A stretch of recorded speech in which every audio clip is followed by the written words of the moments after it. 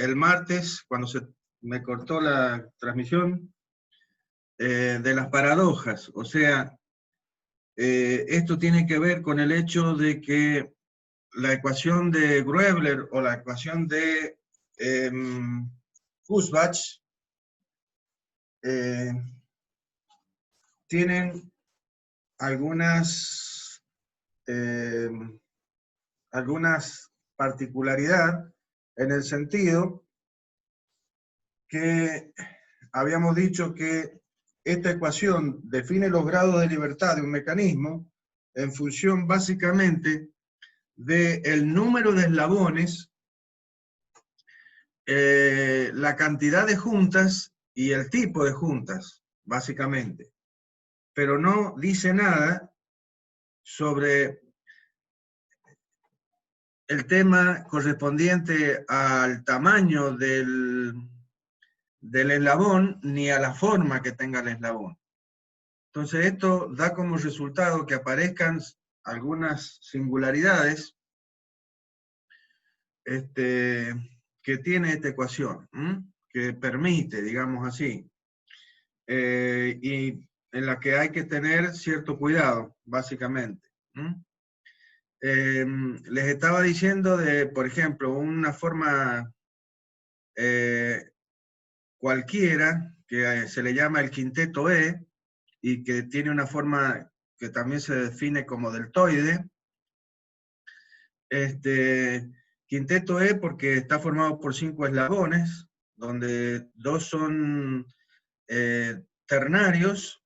El bastidor es uno de los ternarios. Si ustedes ven, hay 3 puntos ahí de unión con los otros eslabones. Denle la forma que ustedes quieran. Eso, de vuelta, acuérdense, siempre hay un solo eslabón, bastidor. La forma que tenga ese bastidor, bueno, una vez que uno defina qué máquina o qué dispositivo o qué va a ser la forma que tenga el bastidor, ¿no? Básicamente. En este momento lo estamos esquematizando de esa manera. Bien, a través de esos 3 triangulitos con rayitas abajo que significa aterrizado. Bien. Quinteto E, porque vuelvo a decir, son 5 eslabones y tiene la forma de una letra E mayúscula, básicamente. Si le aplicamos la ecuación de grados de libertad a eso, vemos que es una estructura. Pero si a ese mismo eslabonamiento, a esa configuración, la generamos, la diseñamos, de una manera diferente, con la misma cantidad de eslabones, pero dándole a los eslabones una forma particular, que es la que tenemos a la derecha, donde los eslabones ternarios son eslabones que tienen sus nodos X espaciados y están paralelos entre sí. A su vez, los binarios tienen las mismas longitudes y tienen los mismos ángulos, por supuesto, entre sí.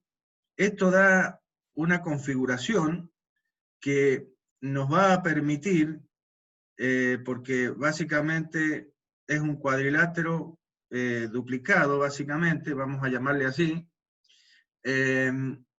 y si yo coloco un motor en cualquiera de los pivotes fijos, o sea, los que están, hay 3 pivotes fijos ahí que representarían al bastidor, en cualquiera de ellos que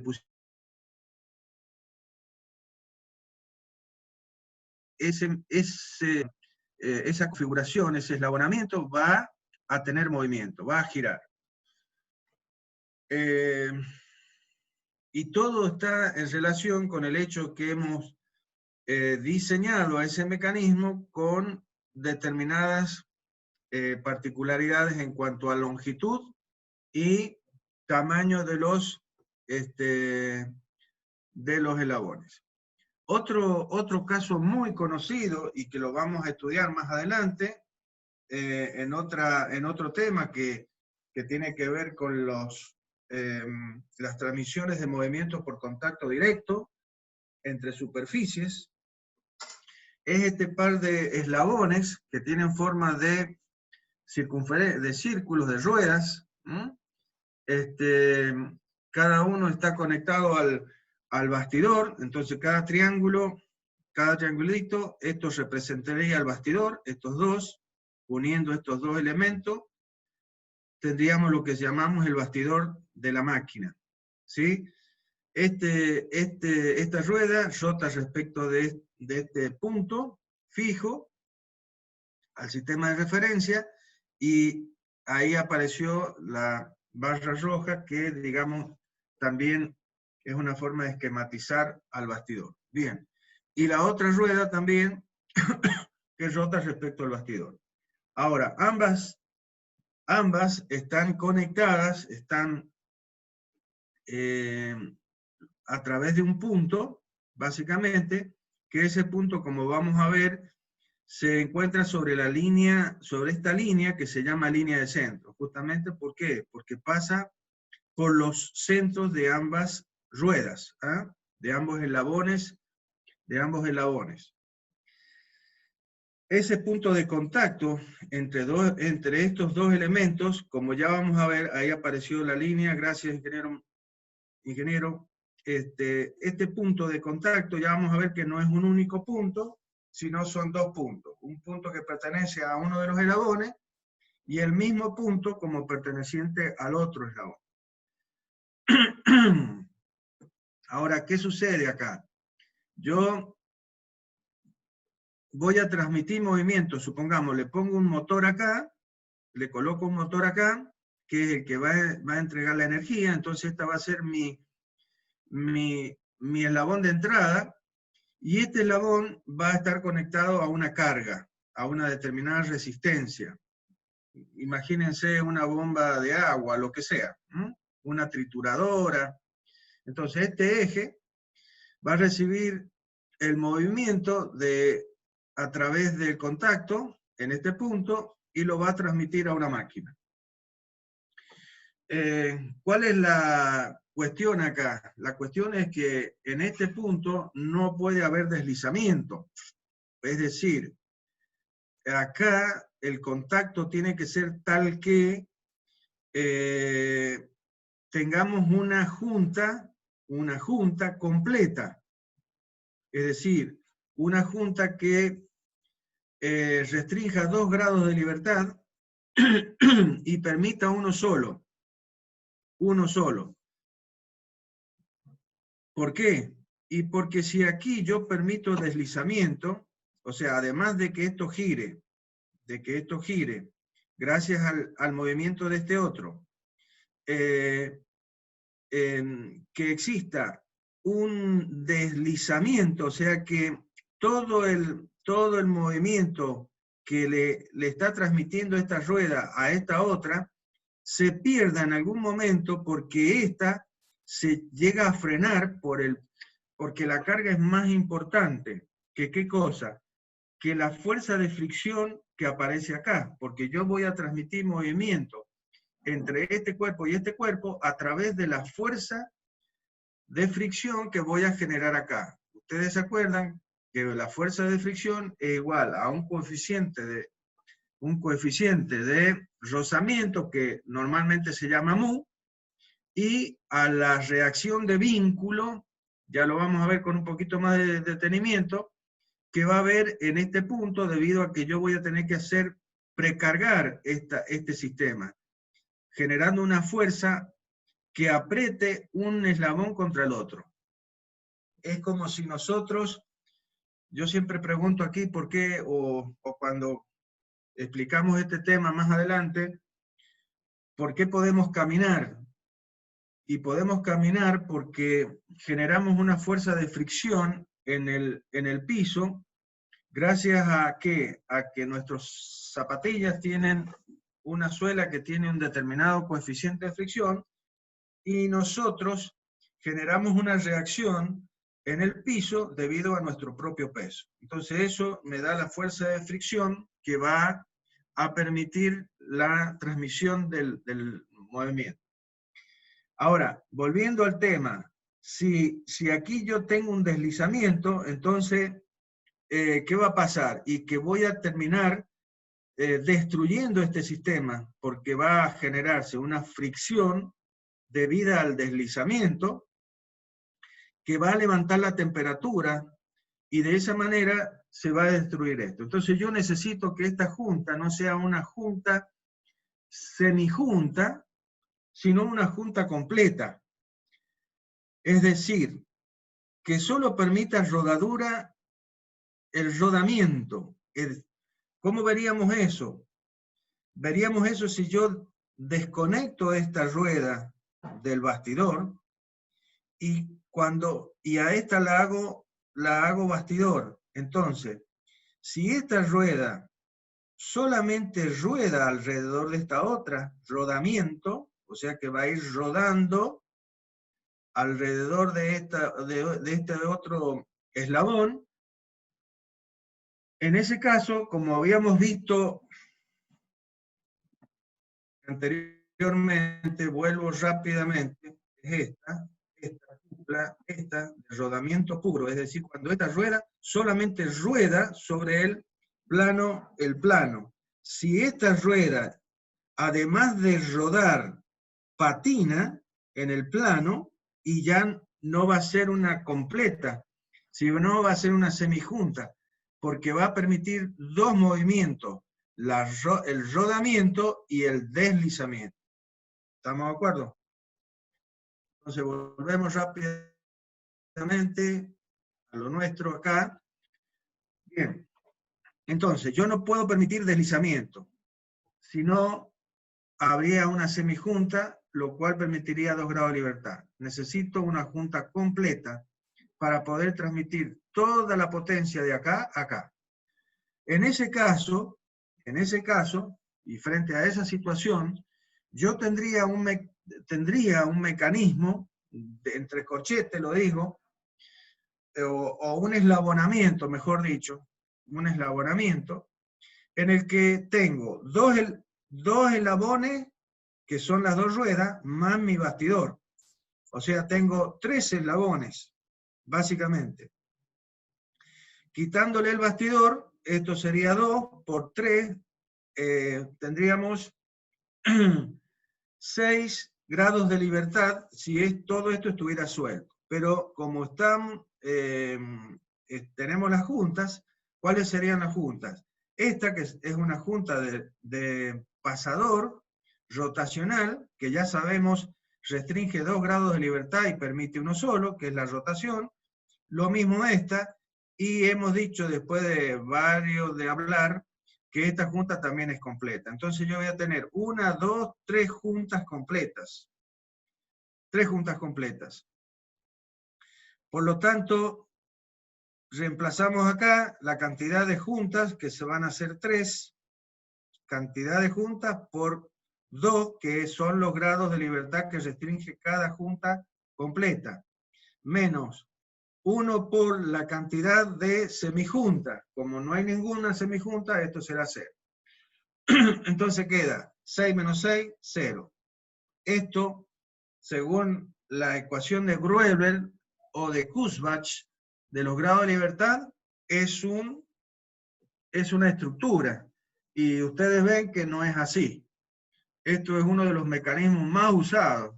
Representa lo que después vamos a ver como ruedas de fricción o engranajes si nosotros colocamos ranuras en la superficie de esta rueda.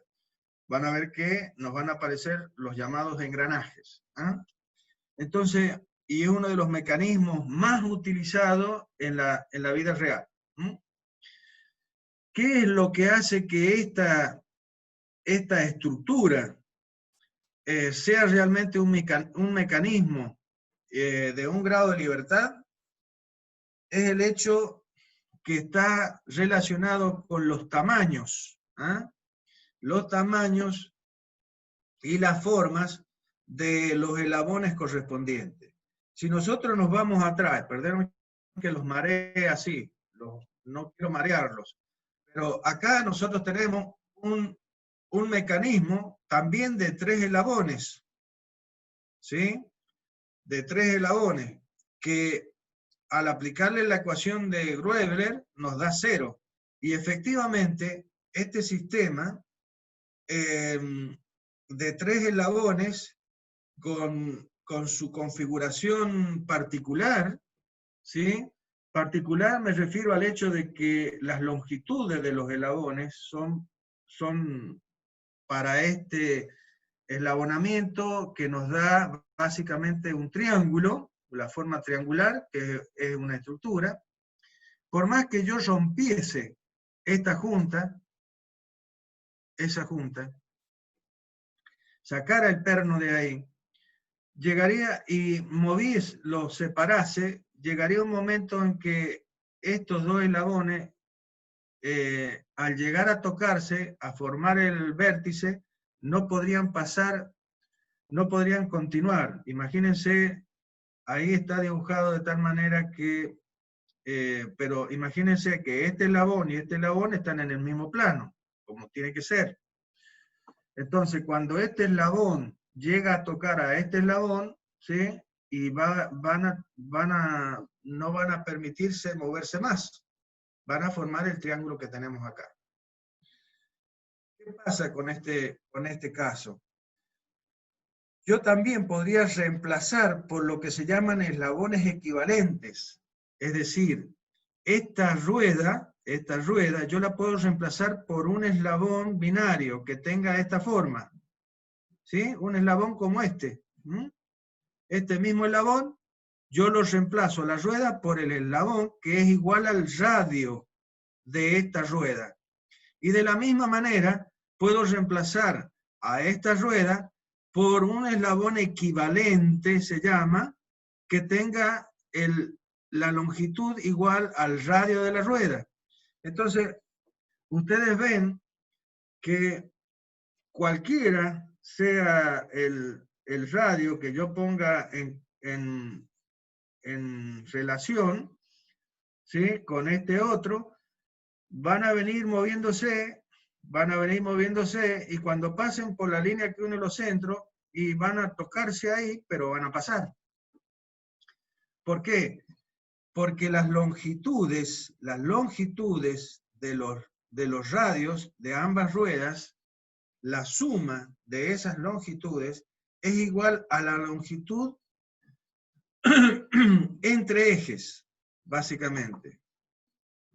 Entonces, la suma de los radios de ambas ruedas es igual a la longitud de,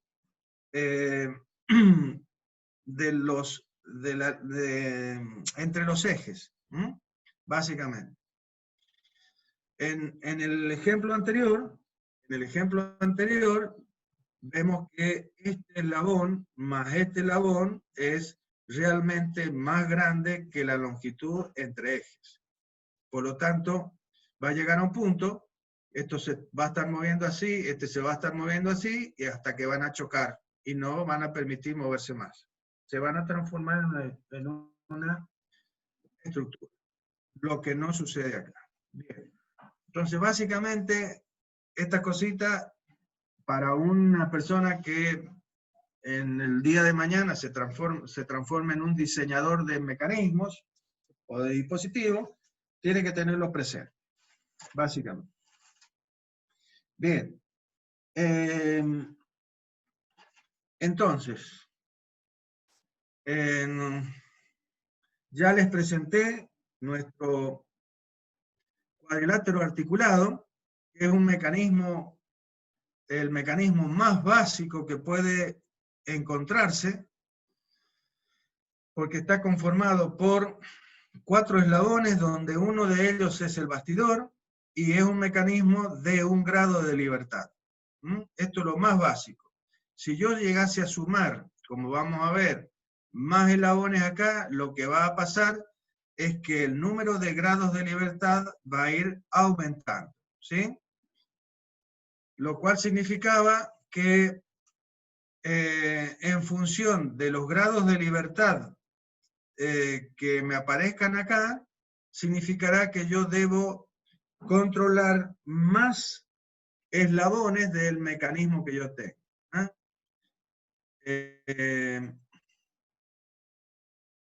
Bien. Es decir, acá este cuadrilátero articulado es de un grado de libertad, por lo tanto necesitaré un motor acá, nada más. Que es el caso de los limpiaparabrisas, que desgraciadamente no se ve muy bien el GIF, pero que necesita de un motor de entrada para poder manejar el comportamiento de los limpiaparabrisas. Y listo. En cambio, dijimos que un mecanismo abierto, como es el robot que estamos viendo ahí, que se está moviendo, tiene tantos grados de libertad como eslabones tenga ese mecanismo abierto. En este caso, yo tengo 4 eslabones, pero uno siempre es el bastidor, que tiene restringidos todos sus grados de libertad, y tendré 3 eslabones que serán los que se pueden mover. Son los 3 movimientos que tendría este brazo, como el brazo nuestro de nuestro brazo, digamos así.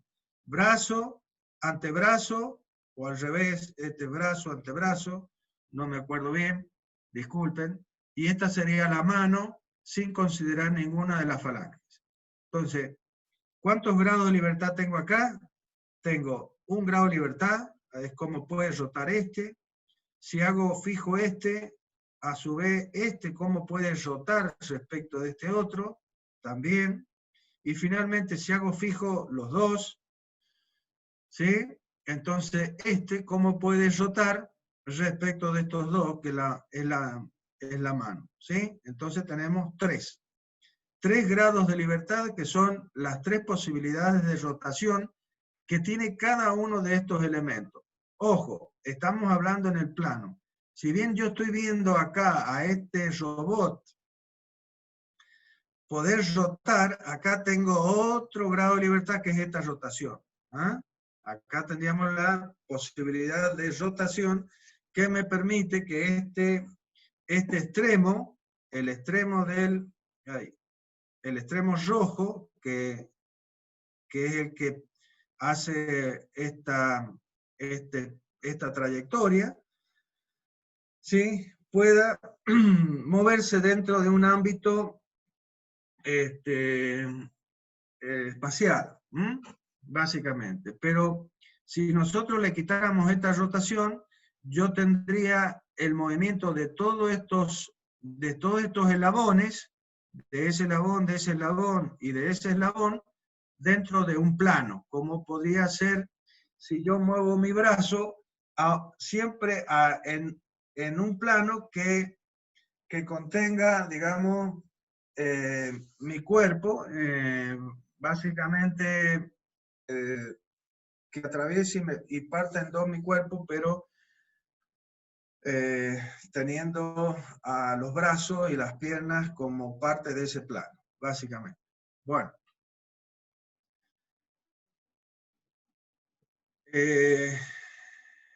Vamos a continuar presentando los demás mecanismos que vamos a usar nosotros y que vamos a analizar. Hay un temita acá en este tema, en este capítulo, que se llama síntesis numérica, que generalmente no lo doy, pero que básicamente lo que nos da es básicamente un tema estadístico donde nosotros podemos combinar una serie de eslabones y de juntas y determinar la cantidad de eslabonamientos que podrían surgir con un grado de libertad.